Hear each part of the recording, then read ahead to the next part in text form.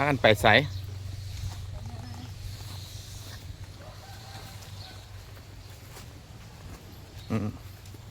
นี่ทางไปนา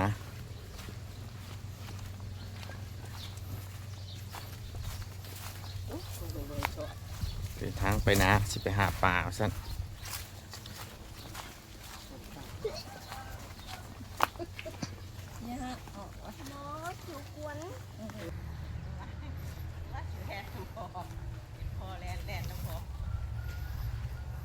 ไปเสร็จลูก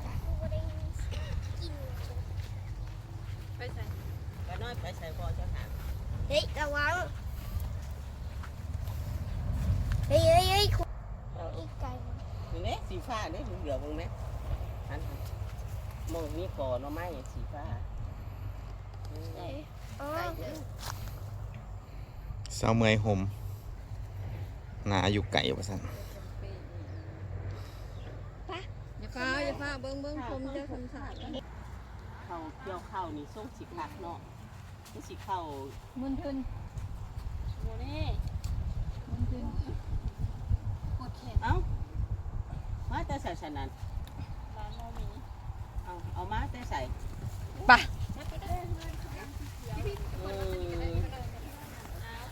เราก็น่าเสียจะดีวะ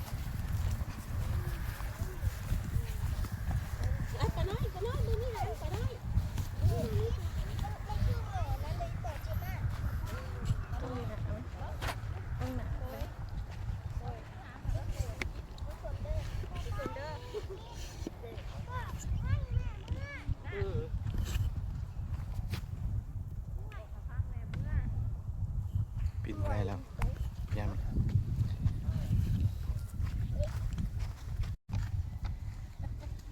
จะบ่ได้น้อยเลยนะเป็นอย่างนั้นนะจะเอาของตาเขาสโลงแต่เขาอุ้มลูก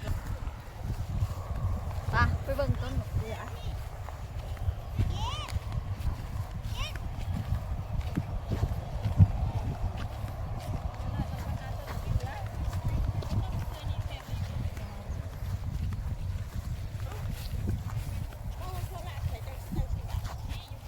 อันนี้คือต้นมะเขืออันนี้มันสามารถกินได้มันกินได้นี่ก็คือหน่วยมันจะใสๆเนาะถ้ามันสุกอันนี้กินได้อันนี้หันมันยังบ่สุก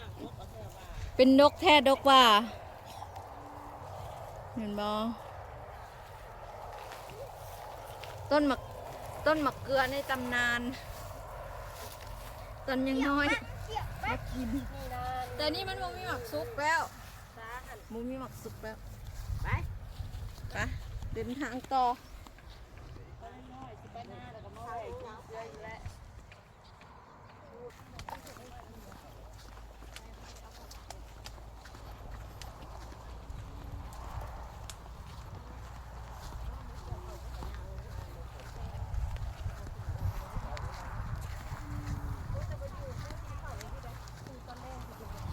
หลังเดินทางไปนาตอนนี้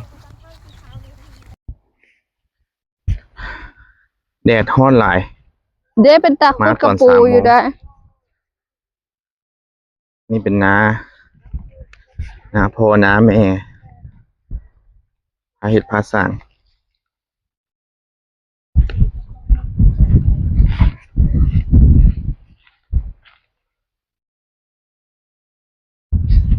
ถึงนายสิพาไปเบิ่งเถียงเก่า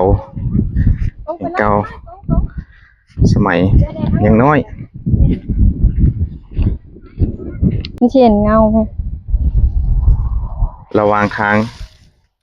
เอามาเห็นผักขะแยงโหหอม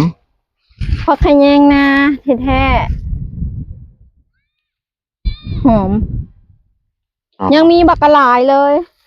ยังมีบักกะหลายหลังจากเกี่ยวข้าวแล้วหลายแหงเด้องามแหงผักขะแยง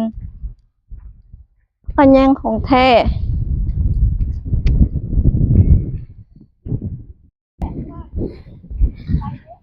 อันนี้เถียงไอ้รถเด้อนี่เด้อเถียงไอ้รถฮอดแล้วนาเถียงนาน้อยนี่ยังแน่บ่ฮู้ มีรถ อันนี้น่ะจะเป็นบอลเมียนเข่าแล้วแล้วเขาเข่าทางไหนโอ้เข่าทางนั้นกลายประตู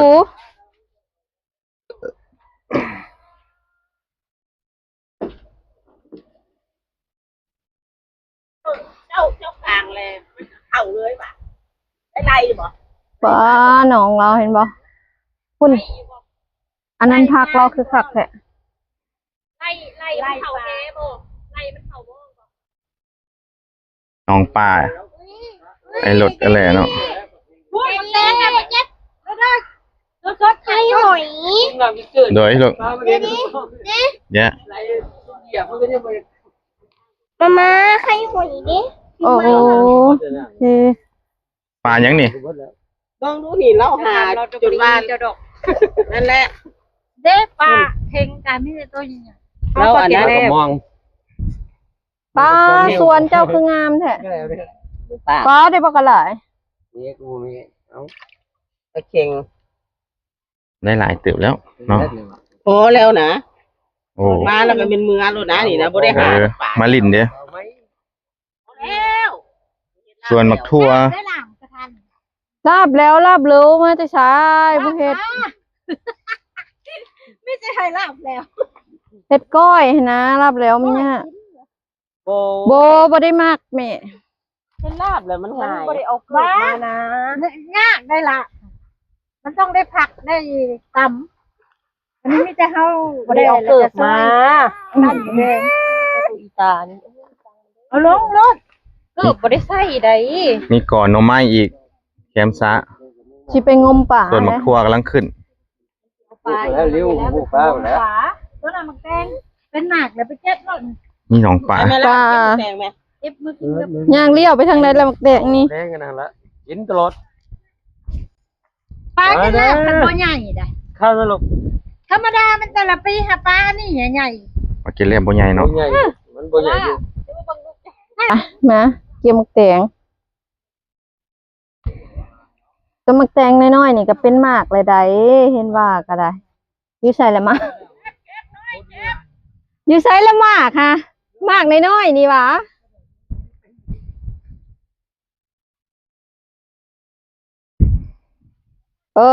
มันเป็นอยู่แต่ว่ามันมีแต่หมากน้อยๆนี่เอาให้เอาเลยแต่ว่ามันน้อยโพดมันได้อยู่ว่าซั่นนี่ค่ะตัวเทิง พุ่นอยู่ถึง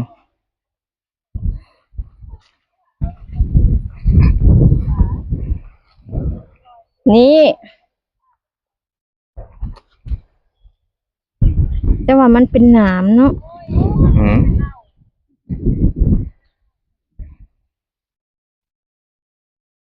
เนื้อใหญ่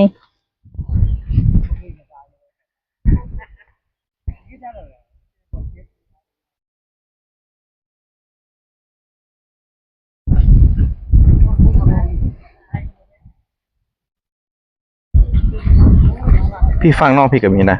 หืม ฟังน้องพี่ก็มี วะ แดงเสียงโดน อืม งาม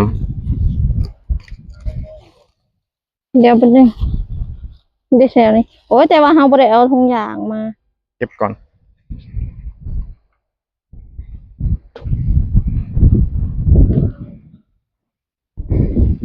บนประจำการไอ้รถแหละอันนี้นะมีเถียงมีสวนน้อยๆเนาะบ่ใหญ่ก็มีหนองปลาอันนี้บนครัวกินเพิ่นครัวแล้วแม่นว่าเอาน้ำซ่านี่เลยล้างถ้วยล้างบวงให้กิน ใช่ มีน้ำสั่งน้อยแคมซะ มีวันละสั่ง มีน้ำดิน้ำใสดิ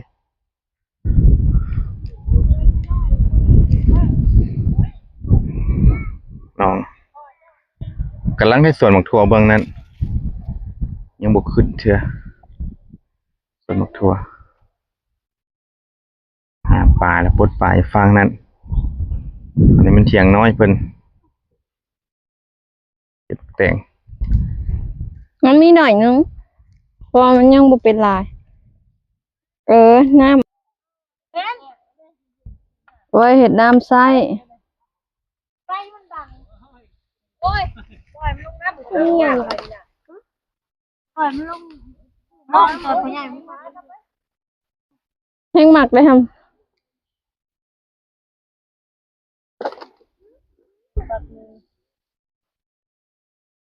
จะมาห้องฮือ หาได้แล้วเอากองไว้ทางหลัง นักขันห่มกับพวกแห้ง เตหายน้ำทิพย์มากบ่มวนบ่โอ้ย อันนั่งก็เราก็ไม่ได้นั่งจะสื่อได้น้อยแล้วเนื่องจะคิด ไปแล้วจุเจ้าอยู่ใช้อะไรเดินอันนี้ฮะคือแดดแท้ล่ะ แต่งหน้าสดๆหลังจากเขาเก็บ ไปหาจะไปเบิ่งเถียงนาเก่าเถียงนาดึกดำบรรพ์ยังเตตอนยังน้อยคนละ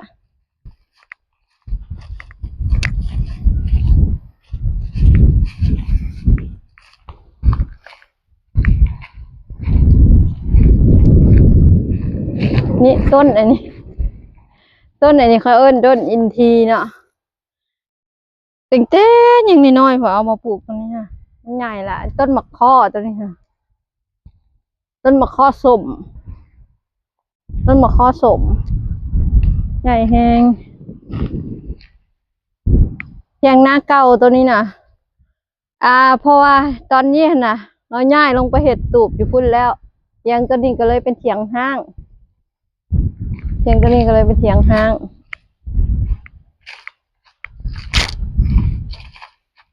อันนี้หนองซาเก่าบ่ตัวนี้ น้องซากเก่ามันล่ะ อ๋อบ่มีน้ำแล้ว น้องซากเก่า แต่สมัยยังน้อยว่าซั่น ตัวนั้น อันนี้น่าจะเป็นต้นไม้โดดน้ำลงซาในที่บ่ตอนยังน้อย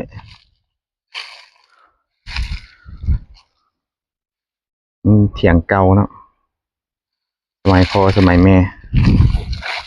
ต้นมะขามต้นมะข้อต้นมะอินทรี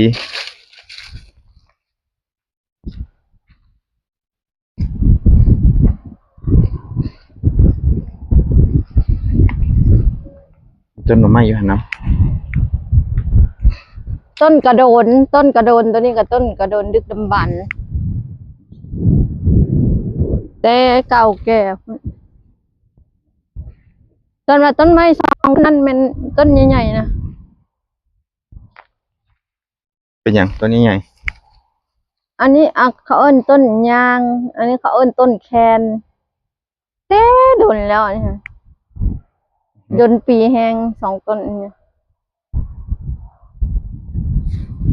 อันละกะอันนี้ก็คือนาเฮากว้างแหงพูดตั้งแต่รูปพุ่นไปฮอดสนนั่นพูดบักไก่แล้วไปฮอดต้นไม้ใหญ่ๆตอนนั้นต้นแหนพุ่นแม่นทั้งหมด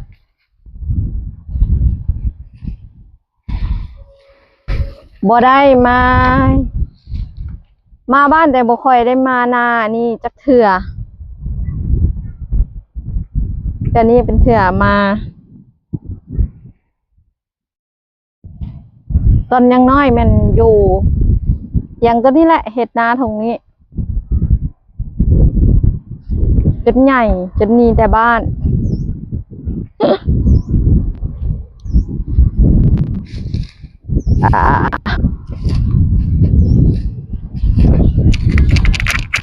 ยิงพ่อแม่ป้าไว้ให้เฮาตัวนี้เพิ่นบ่อยู่แต่ว่าเพิ่นก็ยังมีมรดกให้เฮาได้ใช้นี่คือทอดเพิ่นเด็กน้อยกำลังมา สำหรับคนที่เป็นพ่อแม่สำหรับคนที่เป็นพ่อแม่ปัจจุบันนะชุดสมัยตะกี้เนาะพ่อแม่เขาอาจจะบ่ได้รวยอาจจะบ่ได้มีเวียกเหตุงานทำอีหยังแต่ว่าเพิ่นมีดินมีดอนที่ปะให้เฮาบักกะหลายเลยซึ่งสมัยทุกมื้อนี้เฮาอาจจะบ่สามารถหาเงินซื้อได้เฮ็ดได้ฉะนั้นเฮาเป็นพ่อเป็นแม่แล้วเฮาอะนะควรที่จะมีอีหยังที่จะเป็นแบบให้ลูก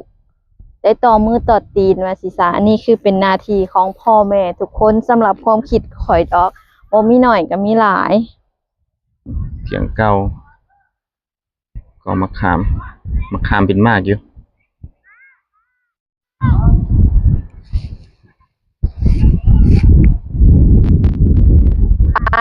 อาจจะเดินทางกลับแล้วบัดนี้